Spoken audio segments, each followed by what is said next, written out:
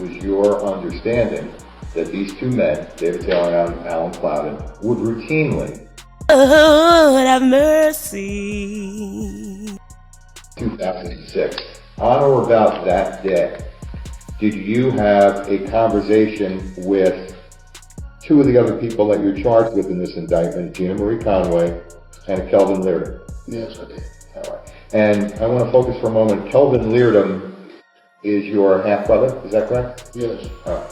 And did you and Mr. Leardom in particular have an agreement that Mr. Leardom was going to go over into the state of New Jersey, because you were in New York, is that correct? Yes. Mr. Leardom was going to go over to the state of New Jersey, and he along with Gina Conway, were going to try to steal money from a couple of individuals. Yes. All right. Now, the individuals we're talking about are David Taylor and Alan Plowden, is that correct? Yes. All right. And you've indicated to me that back in September 2006, it was your understanding that these two men, David Taylor and Alan Plowden, would routinely, all on social media, did an interview with him. No, he ain't no good. You know, if Reg was alive, God bless the dead, you wouldn't be doing none of that, man. You did wrong, man. You know he wouldn't even be able to come around Reg, man.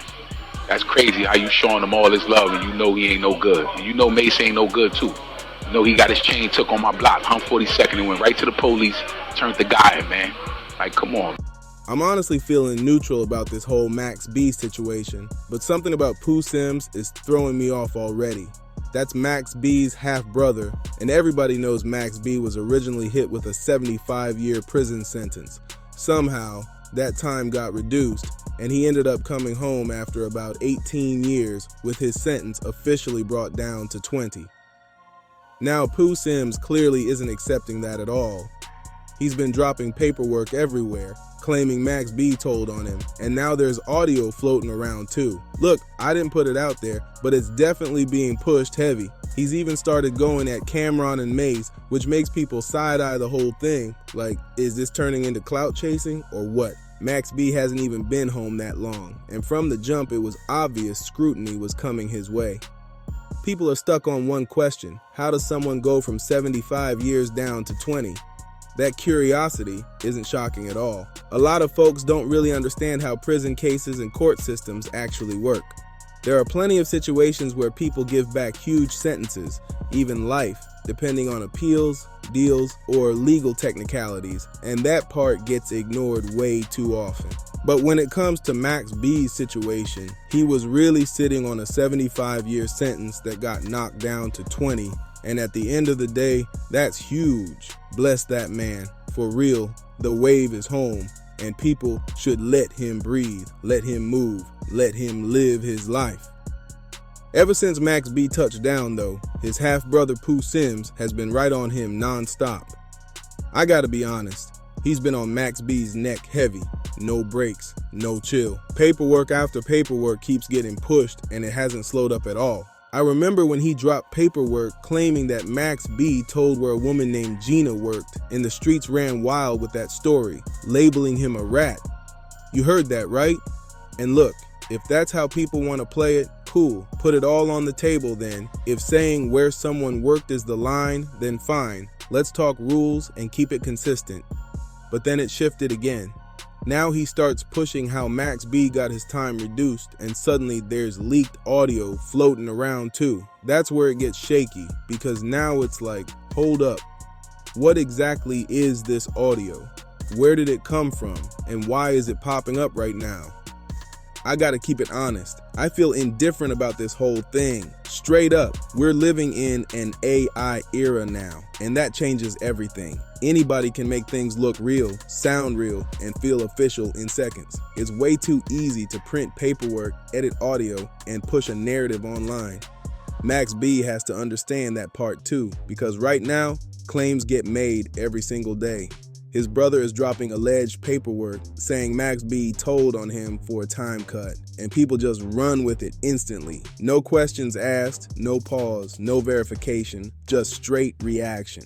For those who don't really know who Poo Sims is, let's slow it down and lay out the basics. Poo Sims, whose real name is Kelvin, was one of the co-defendants in the case involving Max B and Charlie Wingate. The case revolved around a 2006 armed robbery and murder at a hotel in Fort Lee, New Jersey. Sims was Max B's stepbrother, and another co-defendant, Gina Conway, gave testimony about what happened. She claimed Sims was present at the hotel and said she was instructed to restrain one of the victims in the bathroom. She also described leaving the scene with Sims afterward. Conway later said she met Sims a few times but never built any connection, saying he came off intimidating, and that detail sticks out to people even now. Alright, let's line this up clean and put everything in order because the details matter here.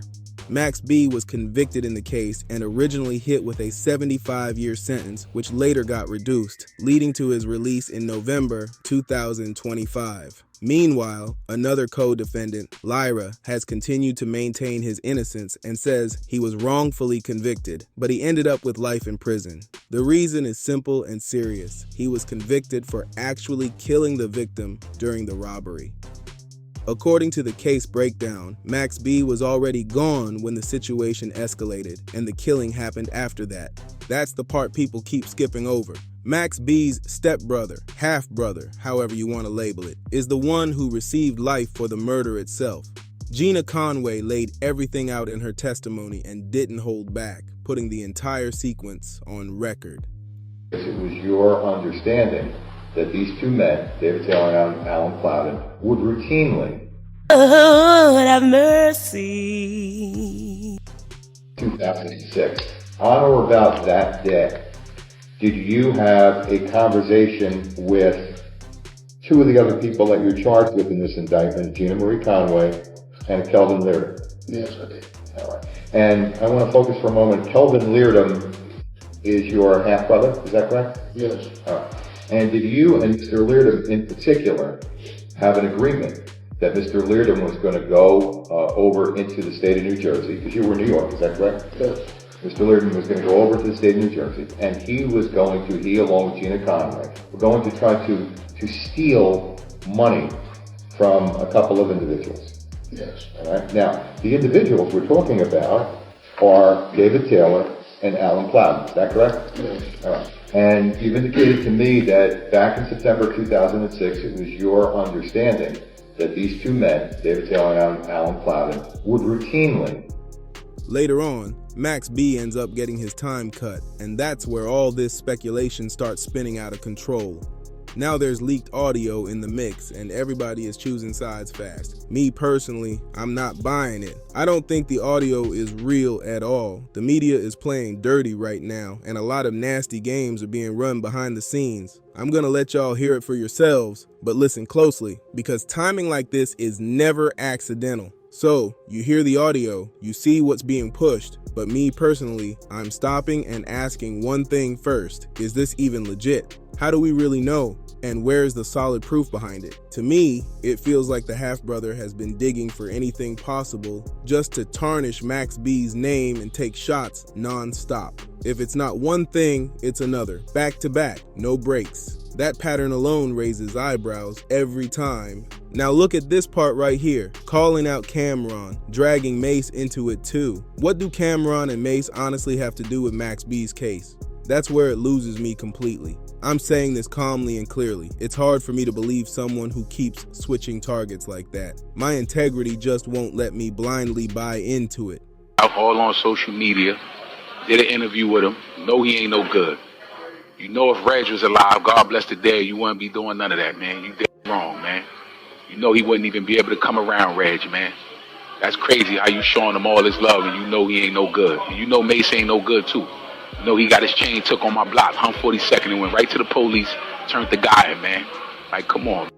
The energy sounds bitter, angry, and frustrated, especially knowing he's serving life behind bars. Listen closely to how he talks about Camron and Mase, even bringing up old chain talk like that's somehow connected.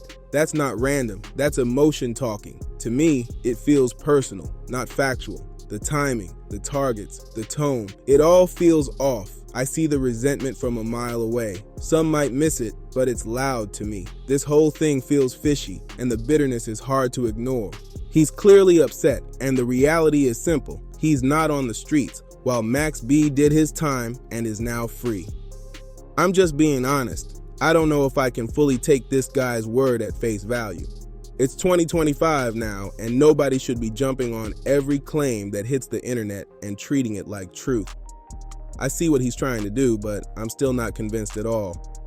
Credibility matters, and right now, this audio just isn't hitting as real to me. I keep asking the same questions over and over. Where did this audio come from? Is this AI? Can anyone actually verify it? If you tell me exactly where I can find it, that's a different conversation. Until then, show me the real paperwork. Show me the real video. Show me something solid. People are online every day putting accusations on others with zero proof.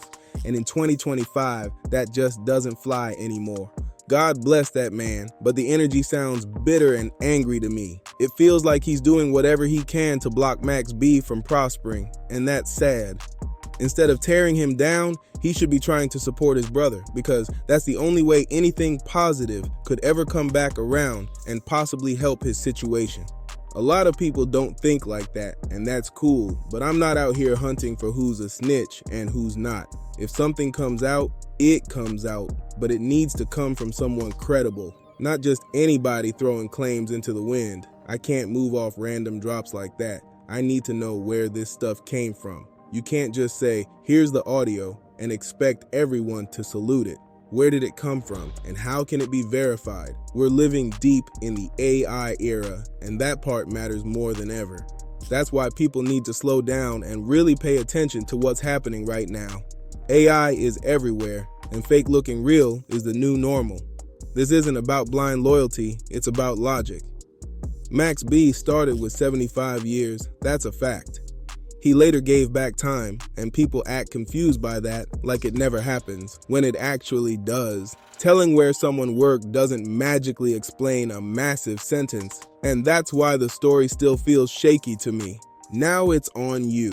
Get in the comment section and speak on it. Do you really think Max B told, or is this being stretched way too far? And if the brother keeps dropping paperwork while throwing shots at Camron and Mase, should that raise questions too?